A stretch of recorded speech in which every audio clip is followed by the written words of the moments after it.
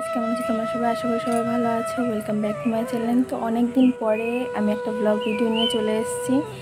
তো চলো, বেশি বক বক করবো না, ভিডিওটি লাস্ট পর্যন্ত স্কিপ না করে দেখতে থাকো।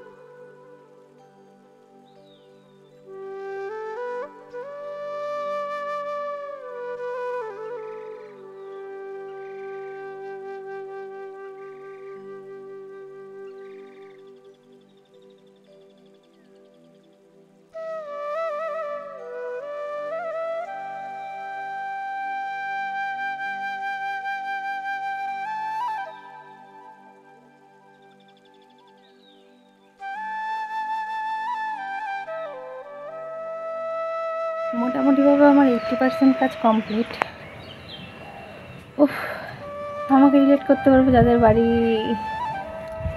মোটামুটি পুরোপুরি গ্রাম না, বাট একটু গ্রাম সাইডে যাদের বাড়ি, তারা সকালবেলা একটা হাউসওয়াইফের কী কী কাজ থাকতে পারে এই জিনিসটা খুব ভালো করে রিলেট করতে পারবে। তো আমার এখনও ঘরে এই যে জামা কাপড়গুলো আছে, এই জামা কাপড়গুলো আমি টাইম কলে জল আসবে তারপর আমি গিয়ে ধোবো। এখন ধোবো না, টাইম কলে জল আসবে তারপরে ধোবো।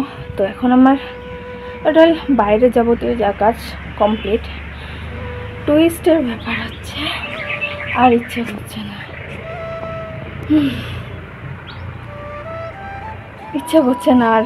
এত গরম, মানে সকালবেলায় বিভৎস গরম, ঠিক আছে? গরমে কাজের এনার্জি আমার লস হয়ে যাচ্ছে, আমার ইচ্ছা করছে না এখন কোনো কাজ করতে। ছেলে এখনো ঘুম থেকে ওঠেনি। চলো তোমাদেরকে আমি দেখাচ্ছি। ঘর আমার অল টোটাল কমপ্লিট গোছানো, ঘর গুছিয়ে গ্যাস ট্যাস মুছে সব কমপ্লিট। আর এই ঘরেও মোটামুটিভাবে সবই গোছানো হয়ে গেছে, মোছা হয়ে গেছে। ছেলে ওই যে ঘুমাচ্ছে, ঠিক আছে? আমরা সব গোছানো হয়ে গেছে।